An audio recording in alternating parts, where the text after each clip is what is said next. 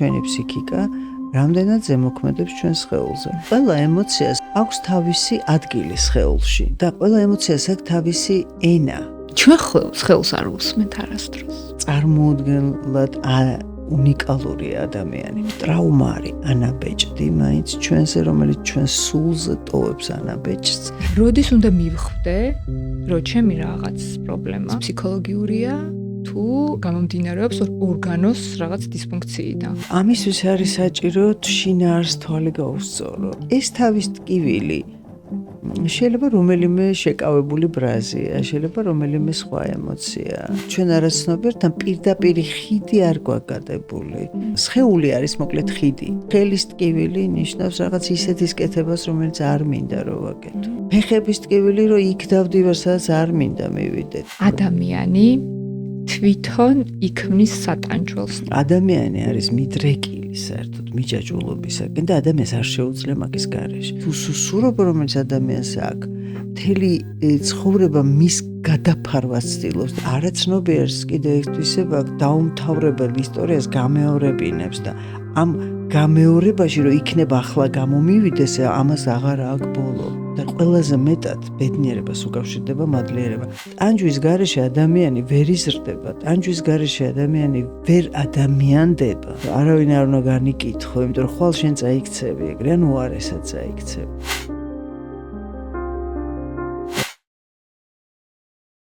გამარჯობა, კეთილი იყოს თქვენი დაბრუნება სალომე კასრაძის პოდკასტზე. დღევანდელ ეპიზოდს წარმოგიდგენთ სადაზღვევო კომპანია იმედიელი. ჩვენი პოდკასტის მაყურებლებს გაქვთ შესაძლებლობა ისარგებლოთ ექსკლუზიური შემოთავაზებით და შეიძინოთ ჯანმრთელობის ინდივიდუალური დაზღვევა 15%-იანი ფასდაკლებით. პრომოკოდს ნახავთ ვიდეოს ქვემოთ აღწერილობაში.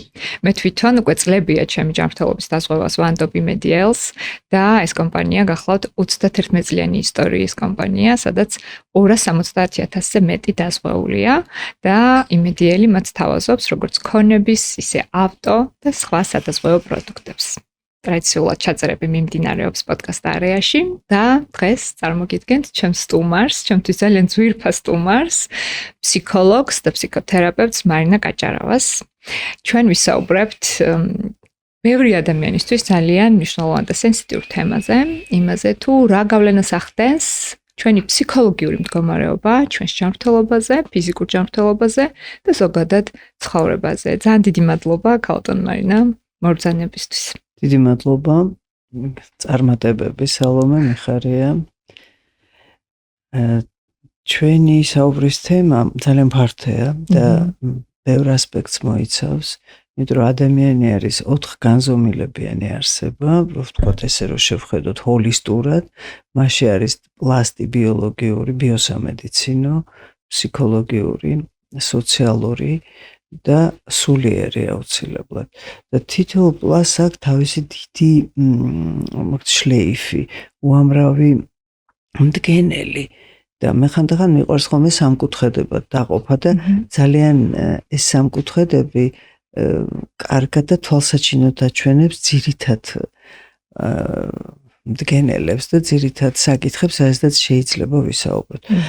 ბიოსამედიცინოში ადამიანისთვის ძალიან მნიშვნელოვანია ბიოლოგიურ ნაწილში ძილი, კვება და მოძრაობა. ეს ფიზიკურ ნაწილში, როდესაც ადამიანი აწესრიგებს ძილს, აწესრიგებს კვებას, რომელიც არის ჩვენ ერთ-ერთი უმნიშვნელოვანესი სასიცოცხლოდ მნიშვნელოვანი ქცევა, დაკავშირებული სიამოვნებასთან, დაკავშირებული ვთქვათ დანაყრების განცდასთან, იგივე და ბევრ კომპენსატორულ მექანიზმებთანაც და მოძრაობა, რომელიც შეიძლება ვიღაცისთვის იყოს ვარჯიში, ფიტნესი, გირების აწევა თუ შტანგის, მაგრამ მე რადგანაც ეს ამ სფეროდან არ ვარ, მე ვიტყვი, რომ ეს არის მოძრაობა. მოძრაობა, რომელიც გულისხმობს თუნდაც სეირნობას და ცურვას ან რაიმე ისეთ დატვირთვას, რომელსაც არ ჭირდება სპეციალური განათლება. კერძოდ, კუნთების ცოდნა ან რაიმე ზიანი რო არ მიადგეს ადამიანს, იმიტომ რომ არსებობს ვარჯიში, რომელიც ადამიანს ზიანს მიაყენებს. მეორე სამკუთხედი, მოდით ესე ვთქვათ, ხო? ეს ფსიქოლოგიური დაწურულად რო ვთქვათ, ეს არის ჩვენი ფიქრები, ჩვენი ემოციები და ჩვენი სურვილები. ანუ ეს არის სხვადასხვა ფსიქიკური ფენომენი, ეს არის აზროვნება, ემოცია და ნებელობა. და რა თქმა უნდა, აქ რო დახედო, როგორ ვფიქრობთ, რას ვგრძნობთ, როგორ შეგვიძლია ჩვენი ემოციების მართვა, როგორ შეგვიძლია მათი სახელდება და სურვილებს როგორ ვაკონტროლებთ და სურვილები როგორ გვაკონტროლებენ ხშირ შემთხვევაში, ეს სამკუთხედიც ხშირად ძალიან მოსაწესრიგებელია ხოლმე. შემდეგი სამკუთხედი სოციალური, ვიტყოდი ასე, რომ ეს არის ინტერპერსონალური ურთიერთობა, ანუ სოციალური, მე და თქვენი, მაგალითად, ახლა მე თქვენ გიყურებთ და ჩვენ გვაქვს ურთიერთობა, ეს არის ერთ ადამიანთან და ეს არის ადამიანთა ჯგუფებთან. ეს შეიძლება, რა თქმა უნდა, ოჯახია, ეს არის სოციუმი, ეს არის სამსახური, ეზო, ქუჩა და რაც გნებავთ. ანუ ურთიერთობები, რომელიც არის საერთო ცალკესაობრის თემა და ცალკე მიმართულება, თუმცა ერთად მთლიანად ეს არის ადამიანი. და მეოთხე, ეს არის სულიერი განზომილება, რომელიც ასევე სამკუთხედად რო წარმოვიდგინოთ, ეს გახლავთ სინდისი, რომელიც ღმერთის ხმა არის ადამიანში, რასაც შეიძლება ფსიქოანალიტიკოსები ეძახიან სუპერეგოს,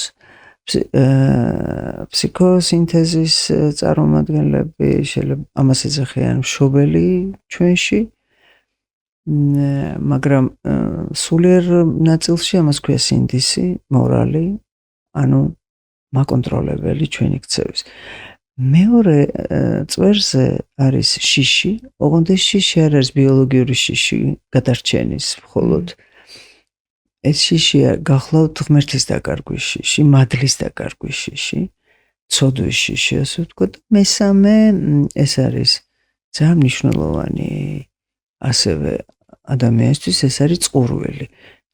წყურვილი, რომლითაც ადამიანის მისწრაფვის, ვთქვათ, სადღაც ამას აქტუალიზაციის ტენდენცია ქვია, სადღაც ამას რაღაც დრაივები ქვია და ასე შემდეგ, მაგრამ ეს არის ადამიანის მოთხოვნილება შეუერთდეს შემოქმედს.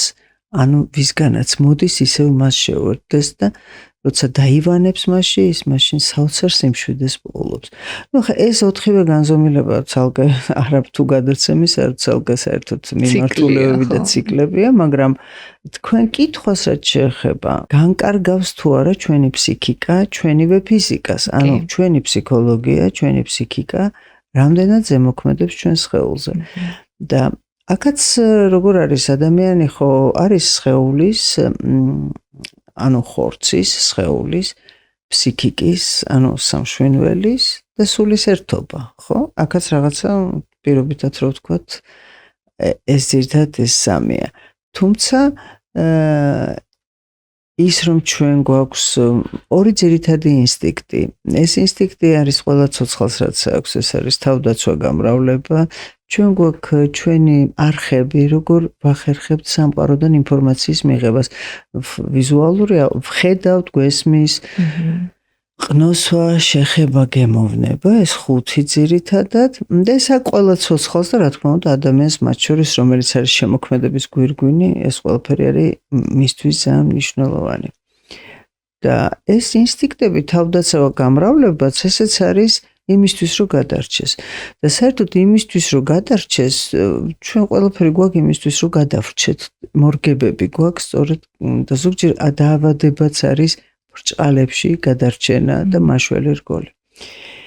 და შესაბამისად, ფსიქოლოგიურ ნაწილში თუ ჩვენ გვაქვს ფსიქიკის ნაწილში, კერძოდ სამშვენველის, ჩვენ ვფიქრობთ, ჩვენ ვგრძნობთ, ჩვენ სხეულის შეგრძნებები გვაქვს, სურვილები გვიჩნდება და მერე მოქმედება, ანუ ქცევა რომ დავახასიათოთ, რა თქმა უნდა, ეს ყველაფერი ერთმანეთთან კავშირშია. მე რაღაცა ვიფიქრე, რაღაც ვიგრძენი, რაღაც სურვილი გამიჩნდა, სხეულებრივად ამ სურვილს, ამ აზრს და ამ ემოციას აქვს თავისი გამოხატულება. ანუ სხეულის ენა, რასაც გვია და მე სრულდება რაღაც მოქმედება. და საბოლოო ჯამში ქცევა ესეც არის და ფსიქოლოგია არის სწორედ ქცევის შემსწავლელი მეცნიერება სხვა ბევრ განმარტებასთან ერთად მე ეს მომწონს, როცა ასე ამბობენ ქცევის ამხსნელი და პიროვნების შემსწავლელი მეცნიერება. რადგან თქვენ ახსენეთ აი ეს ყველაფერი მე მინდა ერთი რაღაც მაგალითი გავიხსენო, ერთ-ერთ ჯგუფურ ვორქშოპზე ვიყავით. აი ბევრისთვის წარმოუდგენელია, როგორ შეიძლება ჩვენი ფსიქიკა წარმართავდეს ჩვენს სხეულს და ჩვენს ჯანმრთელობას, თუნდაც იმ სიმპტომებს, იმ დაავადებებს და ასე შემდეგ და ესეთ ერთ-ერთ ჯგუფურ ვორქშოპზე ადამიანმა აღმოაჩინა, რომ წლების დაგროვილი ბრაზი გამოუხატავი კონვერტირდა, ასე ვთქვათ, სიმსივნეში. და ეს მოხდა იქვე რა, ჩვენს თვალწინ, ჯგუფის თვალწინ და ბოლოს ამ ადამიანმა თქვა, რომ ან მე დავმართეო ეს ყველაფერი ჩემ თავსო და ეს იყო ერთგვარად რაღაც შვების მომგვრელი მისთვის. აი თითქოს აი ეს რომ გაიგო, აი ეს ახაგანცდა რომ ქონდა, მოისვენა ამ ადამიანმა. და აი როგორ ხდება, რომ ჩვენ, რა თქმა უნდა, არაცნობიერად შეიძლება გავუკეთოთ ასეთი რაღაცა ჩვენ თავს. მადლობა. იცით როგორ არის ცხელი და ცივი ფაზები. რას გულისხმობს ეს? ცივი ფაზა არის პროცესი მიმდინარე უსიმპტომოდ. ცხელი ფაზა არის სიმპტომები, რომელიც შეიძლება იყოს სიცხე, ღებინება, რაღაც უდატყოფნა, გული, რაღაც ტკივილები და ასე შემდეგ და შემდგომ ამის ჩაქრობა ხდება და გადადის ისევ ცივ ფაზაში და ხდება ქრონიზაცია. მაგრამ რას გულისხმობ ახლა მე ამაში? მოდით შევხედოთ ფსიქოგენური ფაქტორიდან, ფსიქოლოგიიდან. რაიმე პრობლემა, როდესაც აქვს ადამიანი, რომელსაც სახელს ვერ არქმევს, მისი დაკონტეინერება ხდება, როგორც თქვენ კარგად ბრძანეთ, დაკონსერვება ხდება, ან განდევნა ხდება ფსიქიკიდან.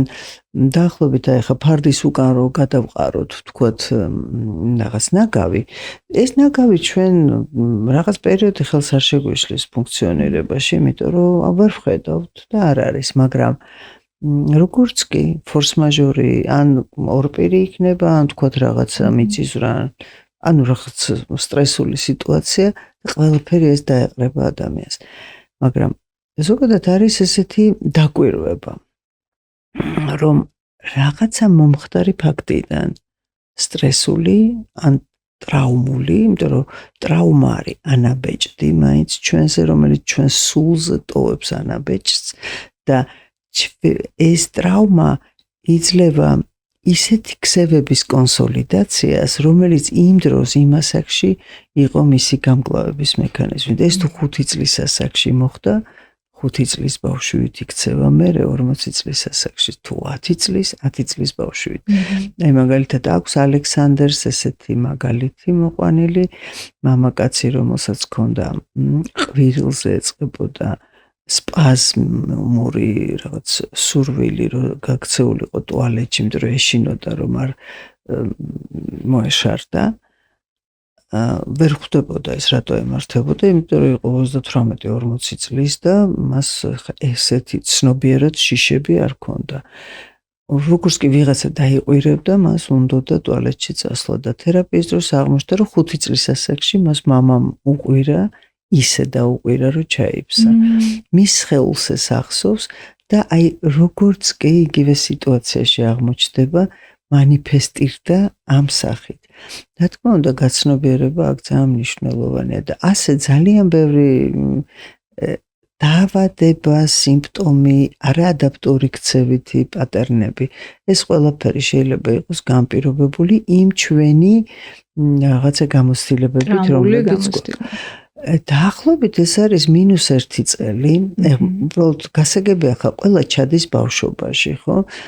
აი ბავშვობის ასაკში და ბავშვობიდან მოვდივართ ყველანი, მაგრამ თქვა 30 წლის ასაკში რომ პანიკური შეტევა იწყება, ხა თლად 3 წლის ასაკთან კი შეგიძლიათ ჩახვიდე და არ არის უინტერესო, მაგრამ ცოტა შორი გზა არის ჩემი აზრით. დაახლოებით იქ -1-დან -3 წლამდე რაღაც ისეთი მოხდა მის ცხოვრებაში, დანაკარგი ან რაღაცა სტრესი, აი მაგალითად დანაკარგი ადამიანური შეიძლება ვიღაცა გარდაიცვალა. ვერ გამოიგლოვა და გლოვას აქვს 5 ფაზა. პირველი არის უარყოფა, მეორე ბრაზია, მესამე არის სევდა, მერე შეგუება, შეჩვევა და ბოლო არის აღდგენა. და თუ პირდაპირ გლოვის დროს უარყოფიდან გადახტება აღდგენაში, ანუ დააკონსერვა ეს შინაარსი, განდევნა და ვთქვა წავედით ბარში ვიცეკვეთ ვიმღერეთ. მეგობრებიც ამაში გვეხმარებიან, რომ ვთქვა გადაგატანინონ ეს და ამაში მე ცუც ვერაფერს ვერ ვხედავ მეგობრების განზრახვაში, მაგრამ როდესაც ადამიანი ვერ გამოიგლოვებს, ამ შემთხვევაში ეს შინაარსი დაახლოებით 10 თვე 1 წლის მერე უკან ბრუნდება სიმპტომების ან დაავადების სახით. ეხლა დაავადება რა სახის იქნება, ეს არის დამოკიდებული იმის გენეტიკაზე, მის მოწყვლადობაზე, მის კონფლიქტის სახეზე თვითონ, იმიტომ რომ ნებისმიერი ის ნაკვთი ჩვენი სხეული, რაც გვაწუხებს, მას აქვს თავისი შესაბამისი ფუნქცია. აი მაგალითად კუჭ-ნაწლავი, ხო? აი ჩინელები კუჭს მაგალითად მეორე გულს ეძახიან, ანუ იგივე რამოდენიმე ცენტრი აქვს, ხო, ადამიანს. ეს არის თავის ტვინი, ეს არის გული, კუჭ-ნაწლავი და სასქესო. ზოგჯერ კუჭ-ნაწლავი და სასქესო და ტვინი, მოკლედ სხვადასხვა ზოგჯერ სამეული შეიძლება იყოს, მე ვამბობ აი აღმოსავლეთში ესე უყურებენ და კუჭ-ნაწლავის ეს არის მომნელებითი სისტემა და ესე იგი მუშაობს საჭმლის მონელებაზე და შინაარსის მონელებაზე. თუ ფსიქიკამ ვერ მოახერხა შინაარსის მონელება, ეს გაიტყორცნება სად და კუჭ-ნაწლავში და იქნება ან კუჭში, ან ნაწლავებში რაღაც პრობლემა, რომელიც შეიძლება იყოს გენეტიკური და გენეტიკური იმას კი არ ნიშნავს, რომ განაჩენია. გენეტიკური ნიშნავს იმას, რომ მისი წინაპრებიც იგივე გამკლავების მექანიზმებს იყენებდნენ, რასაც ეს. მაგალითად რა შეიძლება იყოს ამის მაგალითი? აი, მაგალითად ხო არის ხოლმე, რომ ამ ოჯახში ყველას კუჭი აწუხებს, მამას, ბაბუას. ერთი და იგივენაირად იქცევიან სტრესულ სიტუაციაში. ერთნაირი სტრატეგიები აქვთ. და შესაბამისად ეს ამ სტრატეგიის გამო აწუხებს შვილიშვილსაც, იმიტომ რომ მთლად ბაბუას რო გავს. იმიტომ რომ ამან ისწავლა მათგან. არა, ეს copy-paste ხდება. შეიძლება ეს ბაბუ არც თვალით არ ყავდეს ნანახი, იმიტომ რომ გენეტიკა არ არის მარტო ბიოლოგიური მეცნიერება, ბიოსამედიცინო. ის ცდება ამის საზღვარს, ის არის ეპიგენეტიკა არსებობს, ის არის მეცნიერება, რომელიც სოციალური გენეტიკა, ფსიქოლოგიური, ანუ შეიძლება ხასიათით, აი შეიძლება თქვენ ახლა ისე ზიხართ, როგორც თქვენი რომელიმე წინაპარი იჯდა, ან ისევე ჭამთ, ისევე დადიხართ, თქვენ მასთან არც სტომა გაქვთ, არც გინახავთ, მაგრამ ვისაც უნახავ, შეიძლება მან აღმოაჩინოს ეს საოცარი მსგავსება. ეს მხოლოდ გარეგნულს არ გულისხმობ, სტრატეგიებზე მაქვს ლაპარაკი, გამკლავების ეს coping სტრატეგიები, რასაც გულისხმობ. და შესაბამისად ფსიქიკა განკარგავს დიახ ჩვენ ფიზიკას, იმიტომ რომ არსებობს მდგომარეობა, რომელიც არის გამოწვეული ზუსტადაც რომ გადაწყვეტილებით. ადამიანის თქვენ სიმსივნე ახსენეთ და სიმსივნე რა თქმა უნდა ფსიქოგენური ფაქტორი მას აქვს, ისევე როგორც აქვს ბიოსამგენეტიკურიც, სოციალურიც, სულიერიც და ბევრი სხვა, იმიტომ რომ ნებისმიერი დაავადება არის მულტიფაქტორალური, ესა ვერ იტყვი რომ ერთი ფაქტორია, მაგრამ აქვს მდგენელი ფსიქოგენური აუცილებლად და სწორედ ეს არის შეკავებული და გამოუთქმელი და აუტოაგრესიული და აუტოიმუნური დაავადებების არ იყოს, იმიტომ რომ ეს აუტოიმუნურია ის ტენდენცია, რომ საკუთარი თავი შეჭამოს. ან კიდევ სიმსივნე არის ატიპიური ქსოვილის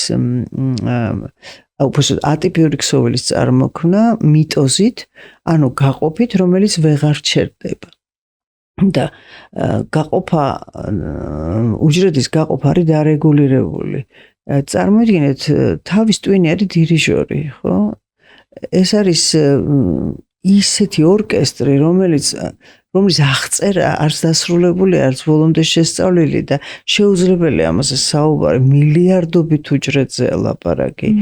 ამ უჯრედში არსებულ მარტო დნმ-ი არის თითოეულში.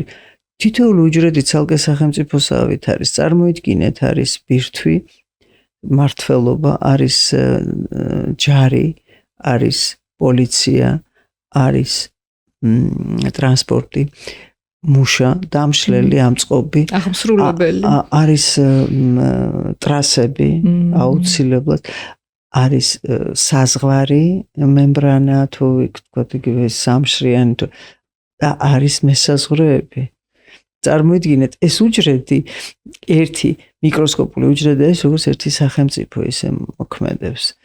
და იქ არის იგივე მიტოქონდრიები, რომელიც არის ჩვენი ენერგეტიკული, რა ვიცი, ქარხნებია. და საოცრება ის არის, რომ ამ უჯრედში არის კიდევ ეს გენეტიკური ინფორმაცია, ჯერეთი ჩვენ წვდომა გვაქვს ჩვენ წინაპრებთან, მინიმუმ 7 თაობასთან და მაქსიმუმ ადამიანამდე ჩავდივართ, ანუ ჩვენი კოლექტიური არაცნობიერი არის ვიცი, წარმოუდგენელი ზღვა ინფორმაცია, ზღვა ალბათ ოკეანე. უბრალოდ რა შემადგენლობა მოხდება, რომელი 23 ქრომოსომა წამოვა იქიდან, რა მახასიათებლებით, ორი ფოთოლი არ გავს ერთმანეთს, წარმოიდგინეთ, ორი ხელის ანაბეჭდი არ გავს ერთმანეთს. ეს ხო რაღაცა წარმოუდგენლად უნიკალური ადამიანი, თითოეული ადამიანი. მაგრამ მას აქვს რაღაც ზოგადი მახასიათებლებიც, რასაც რითაც ის ადამიანია, ხო? და შეგვიძლია დავარქვათ ადამიანი.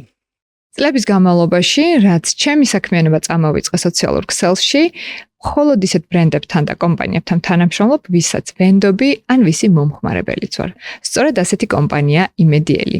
წლებია ჩემი ჯანმრთელობის დაზღვევას ვანდობ იმედიელს. ვსარგებლობ მათი აპლიკაციით, სადაც ძალიან ადვილად ჯავშნი ვიზიტებს პირად ექიმთან, ან ვიღებ ისეთ მომსახურებას, როგორც არის ანაზღაურება, მიმართვები და ასე შემდეგ. იმედიელი გთავაზობთ ჯანმრთელობის ინდივიდუალურ დაზღვევას UNO-ს.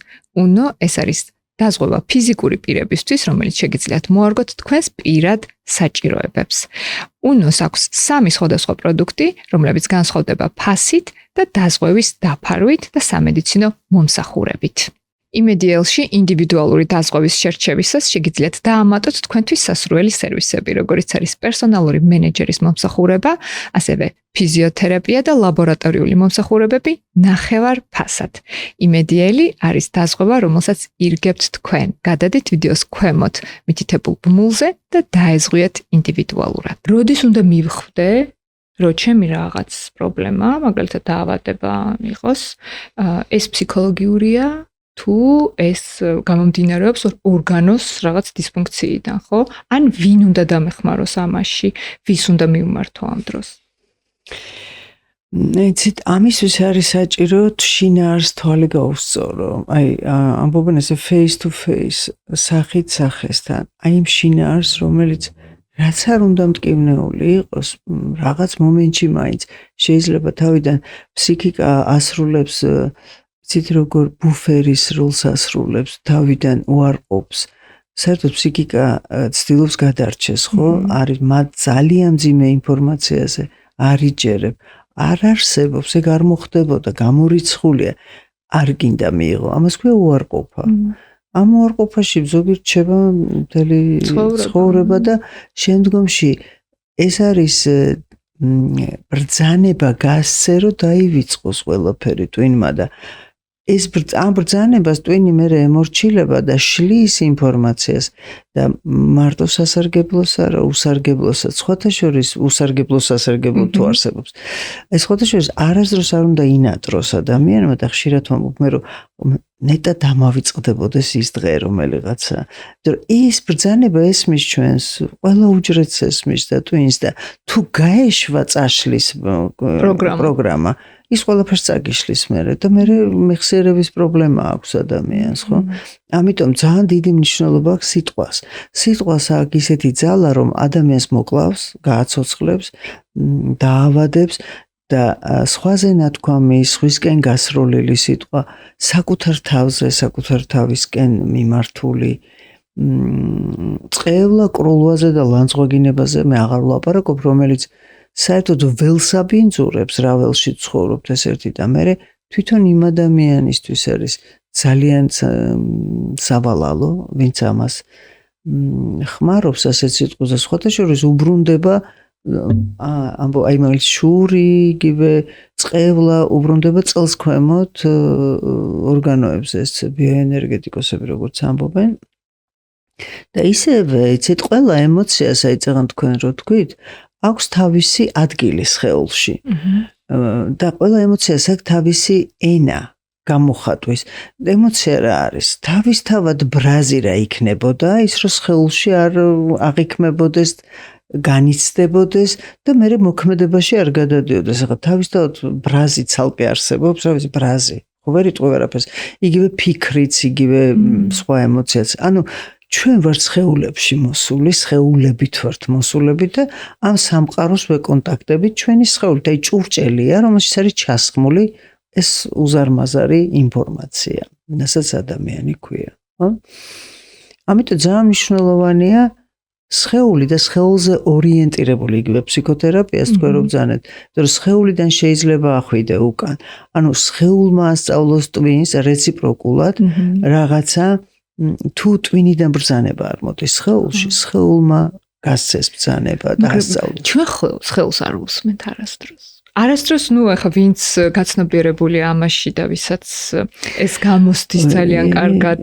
იცით რა, არ უსმენთ, იმიტომ რომ არ გვცალია, აი წარმოიდგინეთ, მე პირადად თავი თუ ძალიან ამტკივ და იმ წუთას მივდივარ და წამალს ვსვამ და ესე მირჩევნია, მაგრამ ყოფილა შემთხვევა, ერთხელ მახსოვს თვითფრინავით მიფრინავდი და არც ერთი წამალი არ მქონდა და არ მოვითხოვე და მაშინ კეთილი ვინებე და შევედი ამ ჩემს ტკივილში, მოусმინე და ემოციური ვენტილაციით ეს ტკივილი გამოვიტანე და მალე ძალიან ალბათ იგივე დროში, რა დროშიც წამალი მოქმედებს. რას ნიშნავს ემოციური ვენტილაცია? რას ნიშნავს, გეტყვით, ახლა ეს არის ტკივილის მართვა, რომელიც არის ტკივილი, როგორც მასთან შედიხარ კონტაქტში, ლოკაცია, სად არის ეს ტკივილი, რა ინტენსივობის არის, აკვირდები, სუნთქვით ჰაერი შეყავს იქ იმ ლოკაციაში აჩერებ ჰაერს და მე ამას უკან გამოგაგ და ნელ-ნელა ტკივილი მცირდება, იბლარება და ბოლოს ქრება საერთოდ.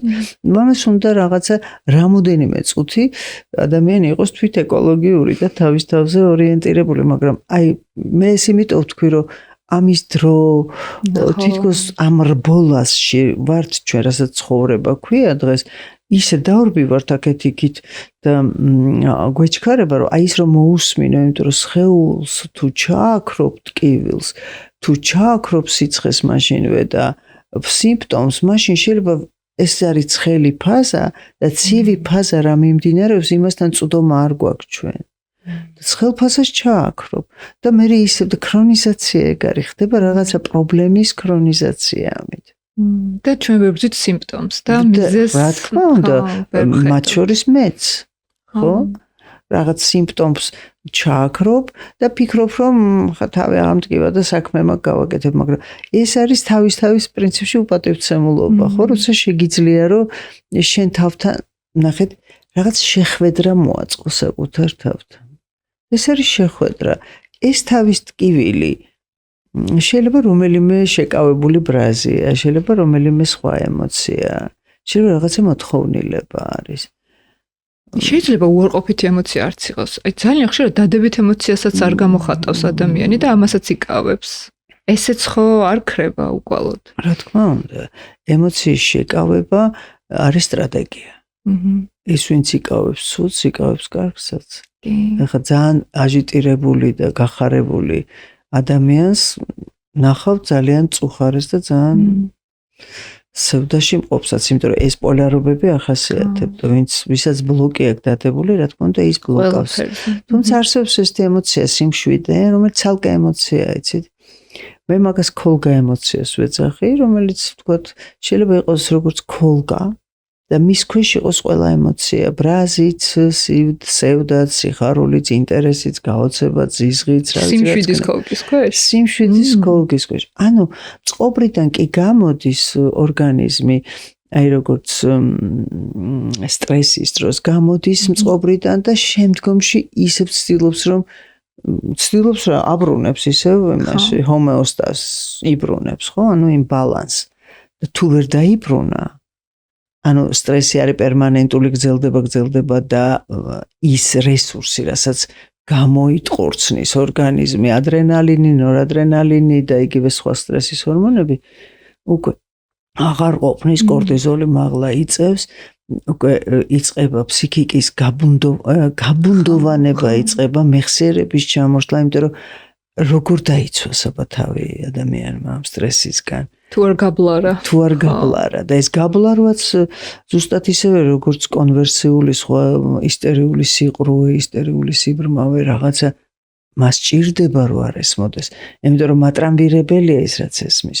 მას ჭირდება რომ რაღაცა ტკიოდეს, ჭყალებში ჭირდება რა თქმა უნდა, იმიტომ რომ არ ტკიოდეს რაღაც ისეთი ევალება რაც არ უნდა რომ გააკეთოს და არ შეუძლია. შეგიძლიათ მაგალითი გითხრათ, აი ამ რო არ ტკიოდეს ჭირდება, რას ნიშნავს ეს? აი ბავშვობაში მაგალითად მუცელი რო გტკიოდათ და სკოლაში არ მიდიოდით, იყო თუ არა ეს სარგებლიანი? ძალიან დიდი სარგებელი ქონდა, იმიტომ რომ თუ მუცელი გტკიო, მე მახსოვს უმინდოდა რომ სიცხე მქონოდა, რომ არ გავეშვით სკოლაში და რა ვიცი ზოგიჯერ უხახუნებენ ამ იმას ბავშვები და ცდილობენ რომ ნატურაზე დადება. ხო, როგორმე რომ სახლში რატო უნდა სახლში დარჩენა? იმიტომ უნდა რომ სახლში ლანგარზე ფუნთუშები, აბა დედა გენაცვალოს, აბა პირი გააღე, აბა იმეცადინეო, არავინ არ ეტყვის, იმიტომ რომ ბავშვს მუცელი ტკივა რაღაცადგე. და ისვენებს. ანუ ნახეთ რა არის დაავადება როგორც მეორადი სარგებელი, secondary gain ქვია მას. შემოდის ჩვენში როგორც მაშველი რგოლი იმ რაღაცის რეალობასთან გასამკლავებლად, ან არ გასამკლავებლად. მისგან გაქცევისთვის და სად გავრბივარ დაავადებაში, სად მივრბივარ ნარკოტიკებში, სად მივრბივარ სმაში, გემბლინგში, და ასე შემდეგ, რაშიც გნებავ და დაავადებაც არის გაქცევა რეალობიდან. რა თქმა უნდა, ადამიანს რო კითხვა, არც ერთი არ უნდა, მაგრამ ეს არ არის ცნობიერი მინდა უნდა. ეს არის არაცნობიერი, რომელიც ესე ადვილად არ კონტროლდება და მისი ენა არის სხეულის ენა, სწორედ. სხეული რასაც გეუბნება, არაცნობიერი. მისი ენა არის ხელოვნება, ხატვა, წერწვა, იგივე ფილმის გაკეთება თუ სპექტაკლის დადგმა თუ მხატვრული ლიტერატურის დაწერა. მისი ენა არის სიზმარიც ასევე, სიზმარშიც და შეგრძნებები. აქედან გამომდინარე, ჩვენ არაცნობიერთან პირდაპირი ხიდი არ გვაქვს გადებული. მასთან გვაქვს უფრო ესეთი სხეული არის, მოკლედ ხიდი. ცნობიერსა და არაცნობიერს. უბრალოდ უნდა ვიცოდეთ, რომ სხეულია. სხეულს უნდა მოусმინოთ, ხო რა თქმა უნდა. აი მაგალითად ითვლება ფსიქოსომატიკაში, რომ მუხლის ტკივილი ნიშნავს ჩოგბჯენში ყოფნას, ანუ რაღაცას გაიძულებენ, რაღაცას სადღაც იჩაგრები. ითვლება ფსიქოსომატიკაში, რომ ხელის ტკივილი ნიშნავს რაღაც ისეთის კეთებას, რომელიც არ მინდა რომ ვაკეთო. ფეხების ტკივილი, რომ იქ დავდივარ, სადაც არ მინდა მივიდე. ტერფების, რომ იქ ვდგავარ ისეთი ვინმეს წინაშესაც არ მინდა ვიდგე. მხრების ტკივილი, რომ პასუხისგებლობა აღარ შემიძლია. ზურგის ტკივილი, რომ უსაფრთხოება მომერღვა. წელის ტკივილი, რომ შიშები მაქვს. ისრის ტკივილიც ასევე, რომ კავშირს ვერ ვამყარებ აზროვნებასა და ემოციას შორის. ვერ იცით, ეს კავშირი მნიშვნელოვანია, იმიტომ რომ რასაც ფიქრობ, ვერ გრძნობ და რასაც გრძნობ, ვერ იაზრებ. ეს არის, აჰა, განცდაო წაღან თქვენ რომ ბრძანეთ და გეტყობათ, რომ ფსიქოლოგი ხართ განათლებით. და მადლობა ამისთვის.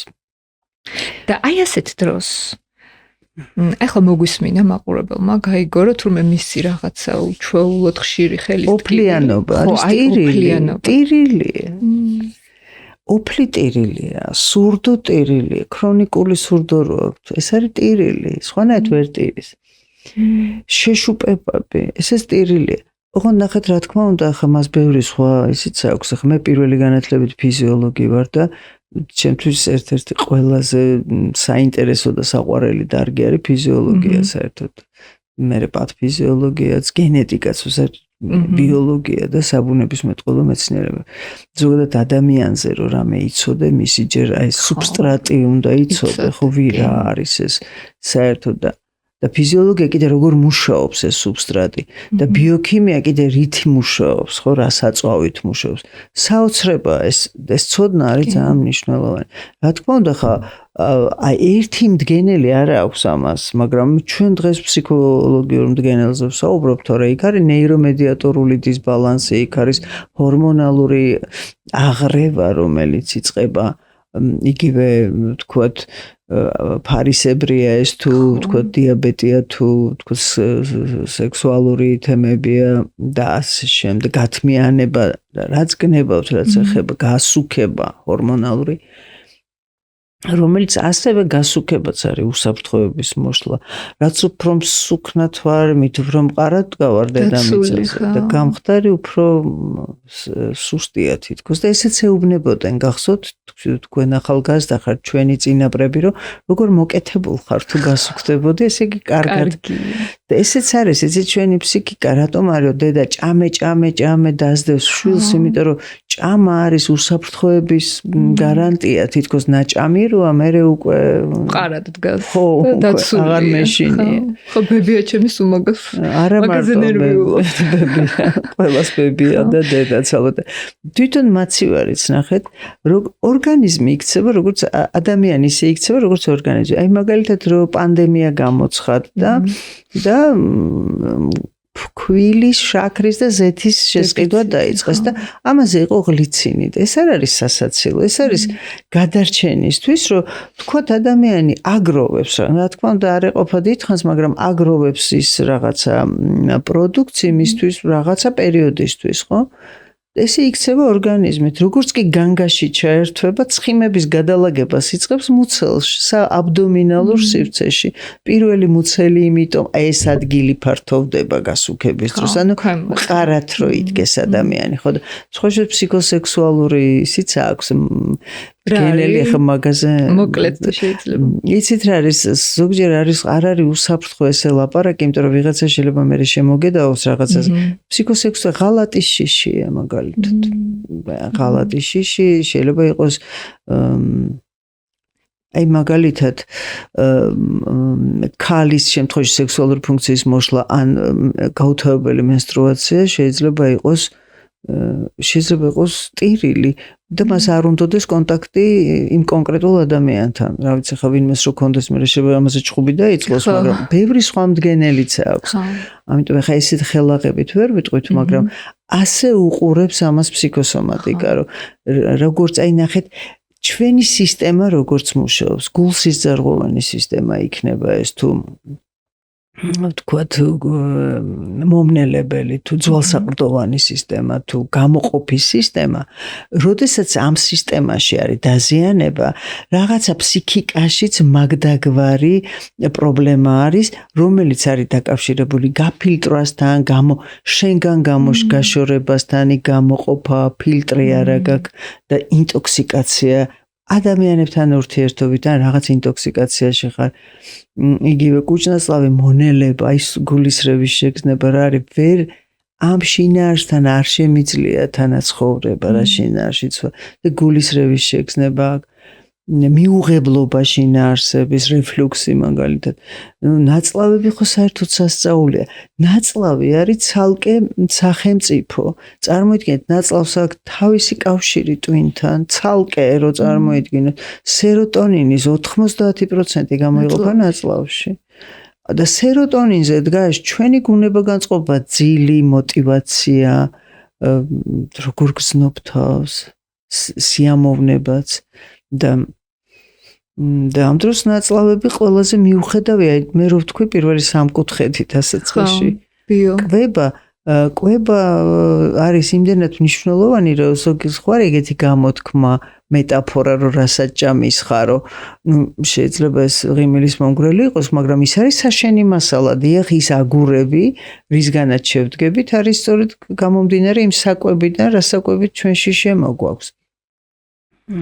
და ამიტომ თუ შენ თავს პატივსცემ, რატომ უნდა ჭამო ის, რაც ვთქვათ, არ დავასახელებ ხა ისეთი საკვები, რომელიც ითვლება, რომ არის არასასარგებლო, ან პირიქით ტოქსიკური. აღარ ვლაპარაკობ ალკოჰოლიზაციაზე ან ნარკოტიზაციაზე, რომელიც არა თუ აბინძურებს და არამედ ინტოქსიკაციას და უკვე ქცევის პატერნების შესვლას, პიროვნულ ჩამოშლას და ყველა სექსუალობის თუ სიამოვნების თუ რა ვიცი, გადაწყვეტილების მიღების ჩამოშლას. აქ კითხოს დაგისვამთ რა, ეხლა ეს სხვა თემა, ამაზე შეგვიძლია სხვა დროს ვისაუბროთ, მაგრამ მაინც ასე მგონია ძალიან აქტუალურია ეს საკითხი და ეს პრობლემა, რომ თითქოს ადამიანები, ვინც იშვიათად, მაგრამ მაგალითად მიმართავენ ალკოჰოლს, რაღაც ნარკოტიკებს, სუბუქს რო უწოდებენ.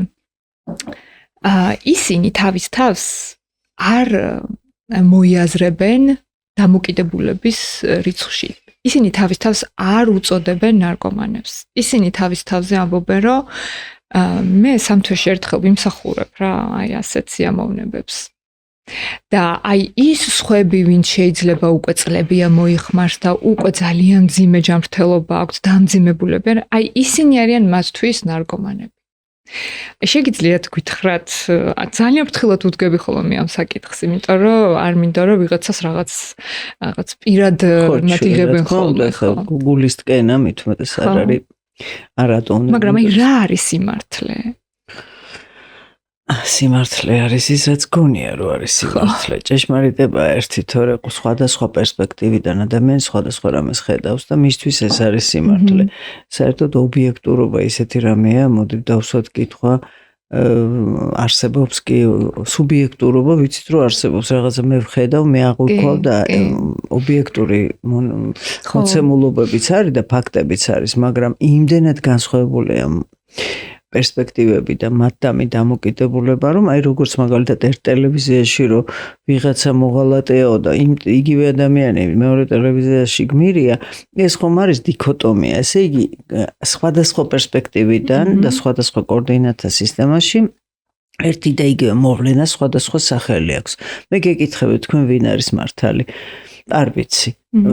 იმას გონია, რომ თვითონ არის მართალი და ამას გონია, რომ თვითონ არის მართალი. რაც შეეხება ადიქციას, გამეღიმა რომ მეკითხებოდეთ, იმიტომ რომ ადამიანი არის მიდრეკილი საერთოდ მიჯაჭვულობისაკენ და ადამიანს არ შეუძლია მაგის გარეშე. და ზოგადად არსებობს პოზიტიური მიჯაჭვულობაც თავიდანვე, ეს დედა იქნება თუ რა. ისედაც თქვენ წარმოგიდგენიათ ადამიანი ამ სამყაროში, რომ არ იყოს დამიწებული, გრავიტაცია რო არ არსებობდეს, დედამიწას რო გრავიტაცია არ ქონდეს და ჰაერში რო ავიწიოთ, რაღაცა მეტეორები რო ვიყოთ. ადამიანს ძალიან ჭირდება საყრდენები. ეს საყრდენები როგორც ფიზიკური, აი მაგალითად თითქოს მშიშარ არ ვარ, მაგრამ ალბათ მე-20 სართულზე რო გამოვიდე და აივან საყრდენი არ ქონდეს, ძალიან შემეშინდება და ძალიან თავბრუდა ამეხვევა, იმიტომ რომ ეს გჭირდება. ეს საყრდენები მარტო ფიზიკურად არ გჭირდება. როგორც გჭირდება ავტორიტეტები რაღაც პერიოდში გჭირდება მამა რო ჭირდება ბავშვს და დედა, იმიტომ რომ ეს არის მისი ღმერთი. და მე რო ისდება ადამიანი ის აი სხვაშორის ამბობენ ამას მეცნიერები და კერძოდ ანალიტიკოსები, რომ ადამიანი არ არის თავისუფალი, იმთავითვე ჯესერთი ეს ჩვენი არასრულფასოვნების კომპლექსი, ეს არის მეხსიერება იმის შესახებ, რომ როდესღაც გვახვევდნენ და უსუსურები ვიყავით, მაგრამ აი ეს უსუსურობა, რომელიც ადამიანს აქვს, მთელი ცხოვრება მის გადაფარვას ცდილობს და მის კომპენსირებას ცდილობს, რომ მაგარი ვარ და შემიძლია.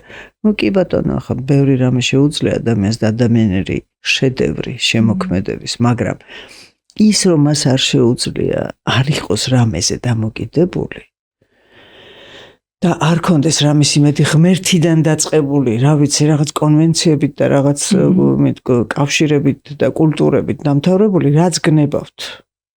ვიღაცის რაღა ბიძის, მამის, მეზობლის, არ ვიცი, როგორც გნებავთ, ახლა მე ამას არ მინდა რომ გავაუბრალო ეს. უბრალოდ ამ დროს ინფანტილიზმი, რომელიც არის ფსიქიკური ინფანტილიზმი, რომელიც არის წინაპირობა ადიქტისა, რომ ასაკშიც ადიქტური ქცევა კონდეს და ყველა ვართ მეტნაკლებად ყავაზე, შაქარზე, ტკბილზე, დალაგებაზე და ასე შემდეგ რაღაცებზე დამოკიდებულები, მაგრამ ეს უკიდურესი დამოკიდებულება უკვე ეს არის დოპამინის ნაკლებობა, რომელიც მის ტვინის შიმშილი, რომ ასე ატრიალებს ერთი და იგივე სცენარში და თან კიდევ ვიცით რა არის, რომ არაცნობიერს კიდე ეთვისება დაუმთავრებელ ისტორიას გამეორებინებს და ამ გამეორებაში რომ იქნება ახლა გამომივიდეს, ამას აღარ აქვს ბოლო და რა უნდა გამოუვიდეს და რა უნდა გამოუვიდეს, იცით? ჩვენს არ ვიცი ეს ჩემი ცოტა ამბიციური განაცხადია შესაძლოა, მაგრამ ერთ-ერთ კონფერენციაზე ვთქვით, ჩვენ კოლექტიურ გარაცნობიერში გვაქვს გამოცდილება 64-ის. ჩვენ ყველამ ვიცით, რომ არსებობს ნეტარება, ოღონდ სად არის, სადღაც არის და გინდა რომ იქ წახვიდე, იმის იქით წახვიდე, სადაც გაფრინდე, ჩამოფრინდე, რა ვიცი, რაღაცები აკეთო, რომ ეს ნეტარება იპოვო, მაგრამ დედამიწაზე არ არის. ეს გვავიწყდება, ხო? და ნარკოტიკი არის საუკეთესო საშუალება ბჭყალებში, რომ გავიდეს ადამიანი ამ რეალობიდან და ვითომ ნეტარებაში იყოს, უბრალოდ ნეტარების მაძიებელ კაცობრიობას და სიამოვნების მაძიებელ კაცობრიობას სიამოვნება თლიანად ეკარგება და ჩამქრალი და ჩაფუშული და ინტერესდაკარგული რჩება და ენერგია გამოცვლილი აი ამ დევნაში, იმიტომ რომ ტვინს აქვს პიკურია სიამოვნება. სიამოვნება უნდა დაიმსახურო. ტვინი ესეა მოწყობილი. დამაჯილდოებელი სისტემა არის ისე, რომ რაღაცას გემრიელს ვნახავან, რაღაცა სასიამოვნოში ვარ, მე მიხარია და მე ისევ ჩვეულებრივად ვარ. ეს პიკურობა თუ მე მინდა პლატოზე გავიდეს სიხარულის, მე იმას დავკარგავ, იმიტომ რომ იფიტებ, რადგან ეს სიხარული, ეს სიამოვნება არ არის მხოლოდ გემრიელ ჭამასთან დაკავშირებული, ხო? და ნებისმიერ საქმიანობას. ტვინს აღარ აქვს რესურსი და ჭირდება გარედან საწვავი, რა უნდა ჩაისხა მაგის ფასი. და შესაბამისად ეს ადამიანები არიან ძალიან მოწყვლადები, ძალიან ცოდოები, ძალიან მახეში გაბმულები ვართ ზოგადად კაცობრიობა და არავინ არ ვთქვათ, რომ ვინმე ვართ მათზე უკეთესები და ან მე თუ მას არ ვაკეთებ, რომ მე ისეთი კარგი, არა, მე იგივე სიტუაციაში არ ყოფილვარ. მე ესე არ გამჭირვებია, შეიძლება მე სხვანაირად გამიჭირდა, სხვა გზა ვიპოვე შეიძლება, მაგრამ ეს რაც მათ იპოვეს, ეს იყო აქაც არის გენეტიკური მდგენელი, აქაც არის ბიოსამედიცინო, ფსიქოლოგიური, სოციალური რეკლამა, ხელმისაწვდომობა, მოდა, რაც საქართველოში ხდებოდა და ძალიან ბევრი რამ და ამიტომ ეს ისეთი რთული თემა ალბათ ცალკე თემა არის. მადლობა მოკლე პასუხისთვის. მე მინდა დავუბრუნდე თქვენ რო ახსენეთ სიტყვას დიდი ძალა აქვს. შეგვიძლია ვთქვათ, რომ იქიდან გამომდინარე, რომ სიტყვას დიდი ძალა აქვს, ადამიანი თვითონ იქმნის სატანჯველს, თვითონ მიდის ტანჯვაში და როგორია, რომ თითქოს აი ამ თუნდაც წუწუნით, თუნდაც მუდმივი უმადურობით, როგორია, რომ ეს არის მისი ბრძოლა იმ რეალობის წინააღმდეგ, რაც არ მოწონს, სინამდვილეში პირიქით ამ ტანჯვისკენ უფრო მიდის და იძირება. სწორედ ამ სიტყვების და ამ ჩვევების წყალობით. იცით, თქვენ რაც თქვით, სალომე, ეს არის ადამიანის არჩევანი, ხო? იმიტომ რომ აი ზოგჯერ შეიძლება ძალიან სასაცილოა და ეს მეტაფორა, მაგრამ ფუტკარი და ბუზი რო სახში დაბრუნდებიანო, ბუზი მოყვება რომ სუნაგავია მთელი სამყარო და ფუტკარი მოყვება რომ სულ ყვავილი და სურნელებაო. ესეც არის როგორ განაწყობ შენ თავს, როგორ გააწყობ, რა რეჟიმზე გაიყვან და რა settings რო ეძახიან, როგორ დაასეტინგებ, მაგრამ ახლა ვიღაცა იტყვის რომ აი რაღაც დიდი ტრაგედიების მერე როგორ შეიძლება რომ ადამიანი იყოს ვთქვათ ბედნიერი. აქ ძალიან დიდი მნიშვნელობა აქვს მადლიერებას. მადლიერება არის ის, რომელიც არის ყველაზე მეტად თუ მითი გაჯერება მოხდა ადამიანის ბედნიერებასთან დაკავშირებული. ყველაზე მეტად ბედნიერებას უკავშირდება მადლიერება. ყოველ შემთხვევაში ხა ვისთვის რა არის ბედნიერება, ამაზე არ ვიკამათოთ, იმიტომ რომ აბსტრაქტულ თემებზე საუბარი ეს არის ზომება, ხა ვინ უფრო ბედნიერია, კი ზომავენ რაღაც ტესტებით, მაგრამ ღიმილის მონგრელია ხა უბრალოდ ეს რაღაც მდგენელები აქვს ის თქოთ რაღაც როგორ გზნობს თავს ამა თუ რაღაც სიტუაციაში, მაგრამ რეალურად ის რომ ადამიანი წუწუნებს მუდამ შესაძლებელია აქ იყოს მისი მორგება არის ეს ამ სამყაროში მის ესეთი წუწუნით ან ყურადღებას იქცევს ან გონია ესეთი აქვს დებულება თავში სტეიტმენტი რომ თვალი არ მეცეს და თუ ვიწუწუნებ ყველაფერი კარგად გამოვა არ თქვა წინასწარ არ გამიფუშტეს ეს არის კოგნიტური შესტომები რომელიც ადამიანს აქვს და რაც შეეხება ტანჯვის გარეშე ადამიანი ვერ იზრდება ტანჯვის გარეშე ადამიანი ვერ ადამიანდება წაქცევის გარეშე ადამიანს გონია რომ ანგელოზია ჭკვიანია გადასარევია არაფერი არ ეშლება ბრძენია და აი ეს წაქცევა და ფორთხიალია რომ ადამიანად გაქცევს და რომ ხო არავინ არ უნდა განიკითხო იმიტომ რომ ხვალ შენ წაიქცევი ეგრე ან უარესად წაიქცევი და მადლიერება ის არის რომ გადარჩი ერთხელ ერთი ამერიკელებთან გავდიოდი ჩვენ ის იყო რა ქვია მაგათ ეს ნავი ის რო არის საზღვაო ფეხოსნები ხო მათი ისინი იყვნენ ჩამოსულები ფსიქიატრები რომლებიც გვიტარებდნენ ამ ტრენინგებს და ეს ადამიანები მუშაობდნენ ვიეტნამში იყო თან ექიმი და თან ფსიქიატრი და თან იყო რაღაცა ჩინის მატარებელი არც პოლკოვნიკი თუ რა და ეს ამბობდა სწორედ რაღაც ტექნიკებზე იყო საუბარი და რაღაც მიდგომებზე და იქ იყო ამ მადლიერებაზე ლაპარაკი და პოზიტივის მოძებნაზე ნებისმიერ სიტუაციაში და იქ რო კითხვა დაისვა რომ და რა არის პოზიტივი იმაში რომ გვერდზე რაღაცა ამდენი სისხლია და ამდენი ძალადობა და მან თქვა რომ პოზიტივი არის ის რომ შენ შეგიძლია კითხვა დასვა და ცოცხალი ხარ იმიტომ რომ ის ვიღაცა შეიძლება ცოცხალი არ არის. არ ვიცი შეიძლება ძალიან ისეთი ნათქვამია სამხედროული, მაგრამ ყველაფერში პოზიტივის მოძებნაც ვიღაცებს აღიზიანებს, იმიტომ რომ ზოგჯერ მაგრამ არსებობს ნეგატივი, რომელიც ნებისმიერი გაჭირვება იქნება ეს თუ კრიზისი იქნება თუ რაშიც ადამიანი ხვდება ის მისთვის არის აი სერაფიმე ვირიცელი ეგეთ რამეს ამბობს რაც გემართება ეს შენთვის არის და ის რაც გემართება იმას აქვს აზრისი აი აზრისი თუ იპოვე გიმსუბუქდება როდესაც ფრომთან მივიდა ერთი მოხუცი კაცი და კითხა რომ მეუღლე გარდამეცვალაო და სიცოცხლე არ მინდაო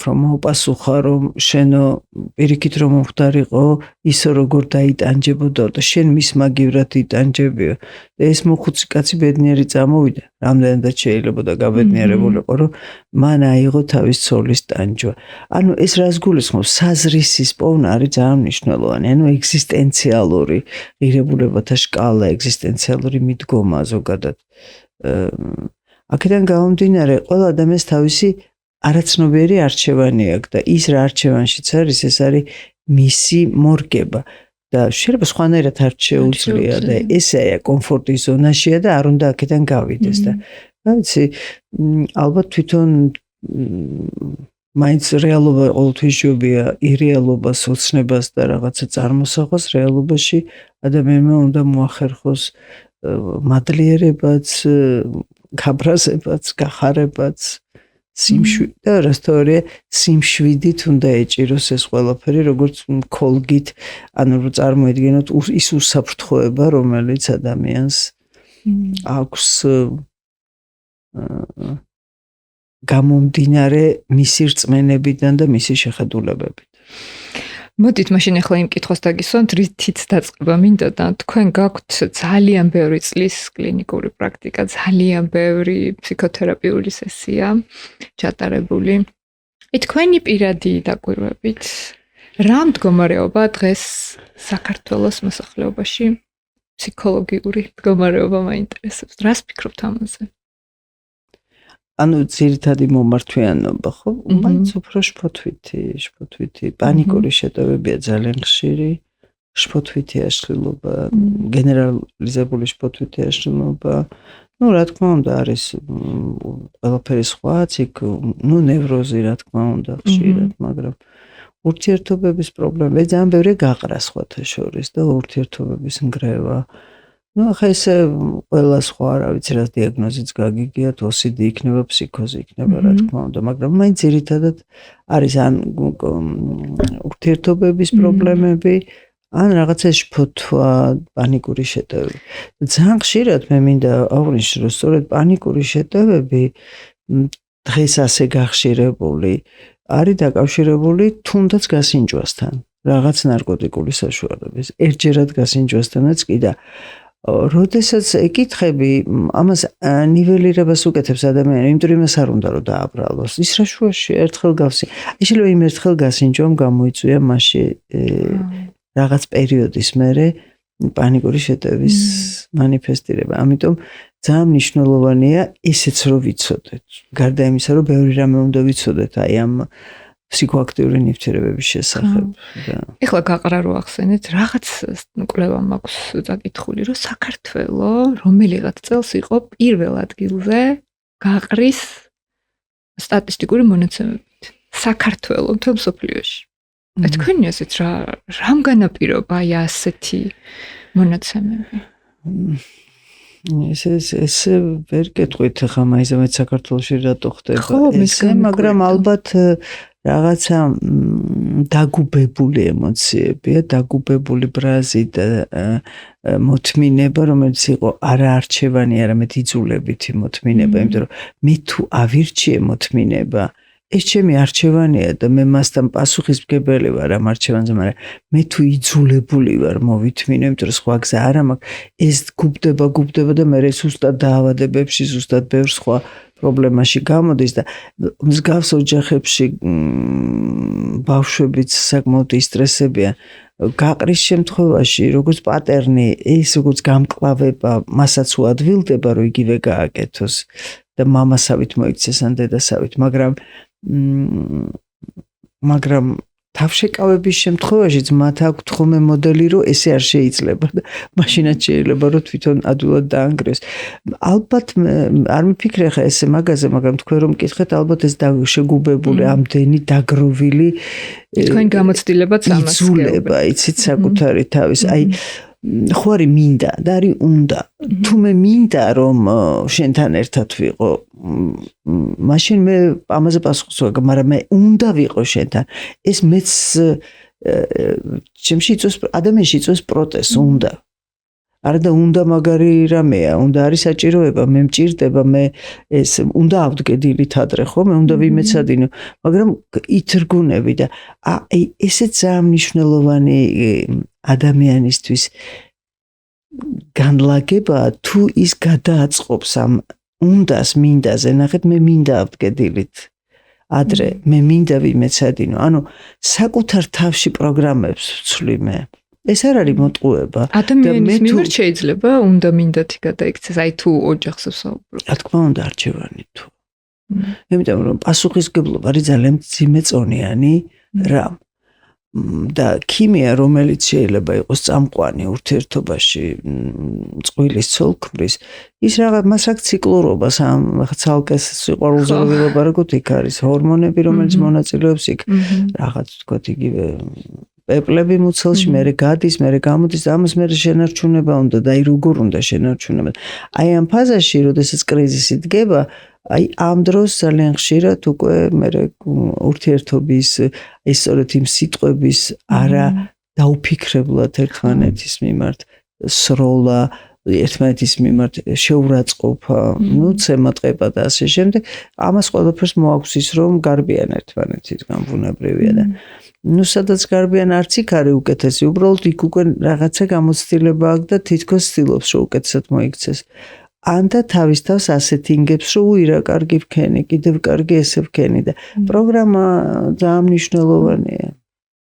რომ არჩევანის შემთხვევაში ძალიან განსხვავდებიან ადამიანები, ნახეთ, მე თუ არჩევანს ვაკეთებ და მე ვნანობ ნეტა ეს არ მექნა, ნეტა ეს არ მექნა. არის მეორე კატეგორია, რომელიც პირიქით კიდე კაი ეს ვქენი, ორივე ნანობს სინამდვილეში, მაგრამ ერთ სხვა სტრატეგია აქვს სხვა. ნუ ვიღაცა აირჩევს და გაივლის, აღარ ფიქრობს ამაზე. ეს ყველაზე ჯანსაღია, რა თქმა უნდა, მაგრამ ადამიანთან არჩევის შემთხვევაში გაიარო და აღარ იფიქრო არ არის, იმიტომ რომ მასთან ერთად მიდიხარ. აი აქ რაღაცა ბევრი საჭიროა, ბევრი ურთიერთშეთანხმება და ურთიერთსიყვარული და ურთიერთდათმობა, პატიება, პატივისცემა და პასუხისმგებლობის მაღალ რანგში აყვანა, იმიტომ რომ მარტო ქიმია არ არის ცხოვრება. ძალიან დიდი მადლობა ქალტონ მარინა ასეთი საინტერესო საუბრისთვის. მე ვთხოვ ჩვენს მაყურებლებს თუ მოგეწონათ დღევანდელი ეპიზოდი, გამოხატეთ ეს, მოიწონეთ ჩვენი ვიდეო, დაგვიტოვეთ თქვენი შთაბეჭდილებები კომენტარების ველში და გამოიწერეთ ჩვენი არხი. ეს ძალიან დაგვეხმარება ზრდაში და განვითარებაში. მადლობა, მე ერთი კვირით გემშვიდობებით.